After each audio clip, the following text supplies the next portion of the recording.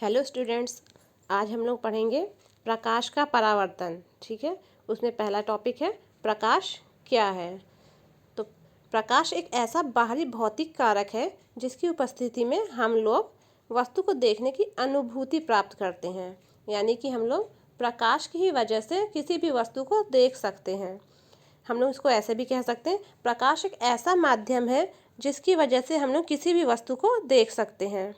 आगे चलते हैं।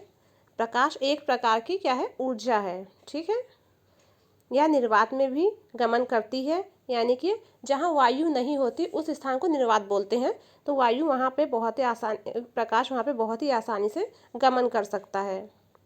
निर्वात में इसकी चाल 3 × 10⁸ मीटर पर सेकेंड होती है या 3 लाख किलोमीटर होती है। यानी कि प्रकाश को हम लोग क्या बोलते हैं, किस चाल से गमन करता है या किस चाल से चलता है, 3 × 10⁸ मीटर पर सेकेंड या 3 लाख किलोमीटर पर सेकेंड।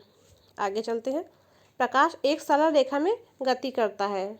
यानी प्रकाश सीधी रेखा में चलता है या गमन करता है।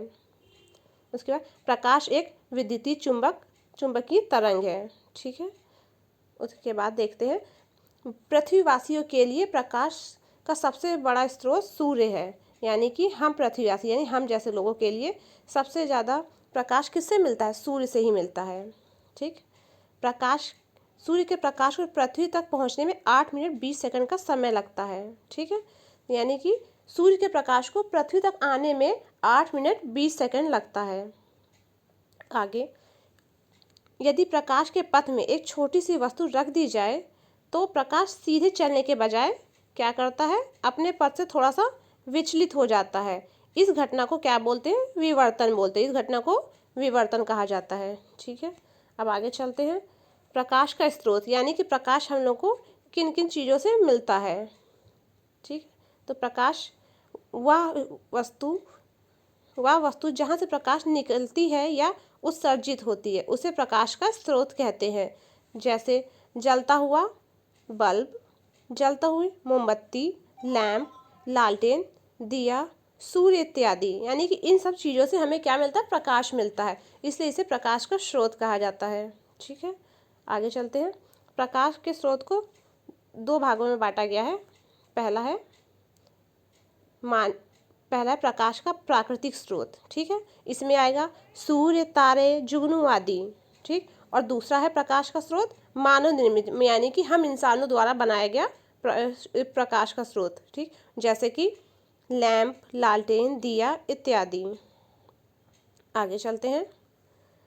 आत्मदीप्त / प्रदीप्त दीप्तिमान पदार्थ किसे कहते हैं। ठीक है, ऐसा पदार्थ जो स्वयं प्रकाश का उत्सर्जन करता है आत्मदीप्त पदार्थ कहलाता है। यानी कि वैसे पदार्थ जिससे प्रकाश स्वयं निकलता है उसे हम लोग आत्मदीप्त, प्रदीप्त या दीप्तिमान पदार्थ कहते हैं। जैसे कि सूर्य, तारा, जुगनू इत्यादि। नेक्स्ट, अदीप्त अप्रदीप्त पदार्थ किसे कहते हैं। ऐसे पदार्थ जो स्वयं प्रकाश का उत्सर्जन नहीं करते लेकिन प्रकाश की उपस्थिति में दिखाई देता है अदीप्त पदार्थ कहलाता है। जैसे चंद्रमा, टेबल, कुर्सी। यानी कि हम लोग इसको प्रकाश की वजह से देख सकते हैं लेकिन इसका खुद का प्रकाश नहीं होता है, इसलिए इसे अप्रदीप्त या अदीप्त कहते हैं।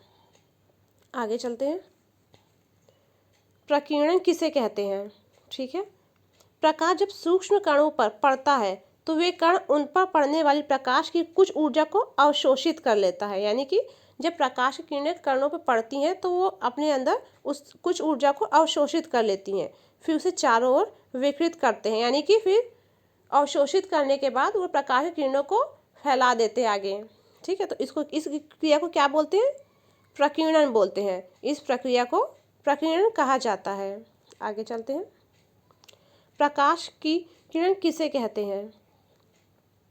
प्रकाश जिस पथ पर चलता है उसकी दिशा को ही प्रकाश की किरण कहते हैं या एक सरल रेखा पर चलने वाले प्रकाश को किरण कहते हैं। फिर से, प्रकाश जिस पथ पर चलता है उसकी दिशा को ही किरण कहते हैं या एक सरल रेखा पर चलने वाले प्रकाश को किरण कहते हैं। ठीक है, किरण को हम लोग इस डायग्राम के द्वारा दिखा सकते हैं। ठीक, आगे चलते हैं। पुंज किसे कहते हैं? ठीक, किरण पुंज। प्रकाश के कणों को, प्रकाश की किरणों के समूह को किरण पुंज कहते हैं।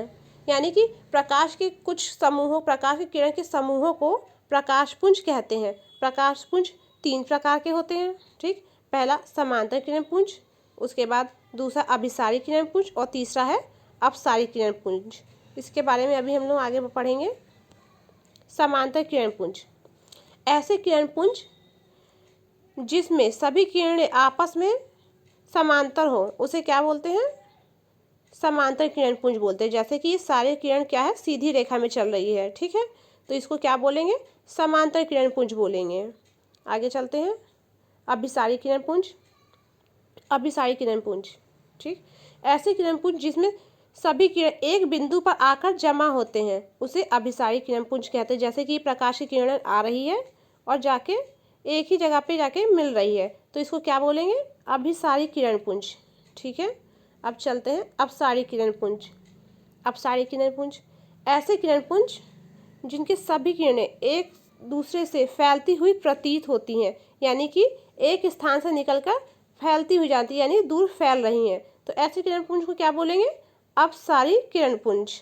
ठीक है, आगे चलते हैं। अब पढ़ेंगे हम लोग प्रकाश के गमन के आधार पर पदार्थ कितने प्रकार के होते हैं। यानी कि प्रकाश के आधार पर हम लोग पदार्थ को कितने भागों में बांट सकते हैं।